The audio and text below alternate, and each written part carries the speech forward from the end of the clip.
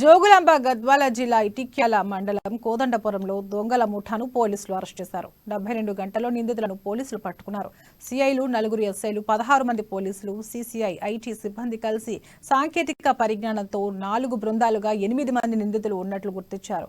వాళ్ళు ముగ్గురిని కస్టడీలోకి తీసుకున్నారు. జాతీయ రహదారిపై దొంగతనాలకు పాల్పడే అంతర్రాష్ట్ర డెకాయిట్ గ్యాంగ్ ను అరెస్ట్ చేసి వారి వద్ద నుండి 6 లక్షల నగదు, ఒక డీసీఎం, ఒక కారు, ద్విచక్ర వాహనాలను స్వాధీనం చేసుకున్నారు.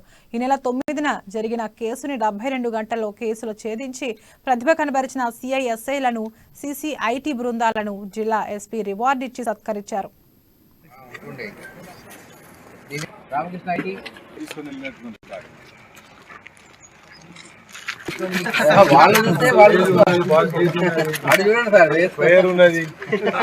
ఇప్పుడు మనకు కస్టడీలో ఉన్నటువంటి వ్యక్తులు మొత్తం 3 ఉన్నారు. పఠాన్ మహమ్మద్ రఫీ, అట్లాగే వడ్ల రామాంజనేయులు, అట్లాగే షేక్ జాఫర్, వీళ్ళను కస్టడీలో తీసుకోవడం జరిగింది. మిగతా వాళ్ళు ఓబులేషు, ఆయన తీసుకొచ్చినట్టు ఇంకా 4 వ్యక్తులు ఇంకా వాళ్ళను పట్టుబడవలసింది. వాళ్ళ కోసం టీమ్స్ ఇంకా తిరుగుతా ఉన్నాయి.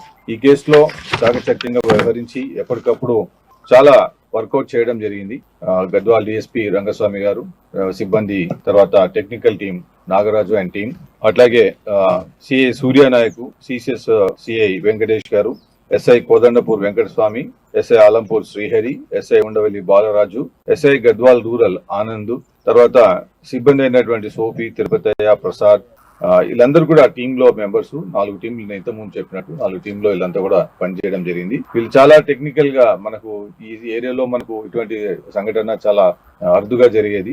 ఇప్పుడు మనకు కస్టడీలో ఉన్నటువంటి వ్యక్తులు మొత్తం 3 ఉన్నారు. పఠాన్ మహమ్మద్ రఫీ, అట్లాగే వడ్ల రామాంజనేయులు, అట్లాగే షేక్ జాఫర్, వీళ్ళను కస్టడీలో తీసుకోవడం జరిగింది. మిగతా వాళ్ళు ఓబులేషు, ఆయన తీసుకొచ్చినట్టు ఇంకా 4 వ్యక్తులు ఇంకా వాళ్ళను పట్టుబడవలసింది. వాళ్ళ కోసం టీమ్స్ ఇంకా తిరుగుతా ఉన్నాయి.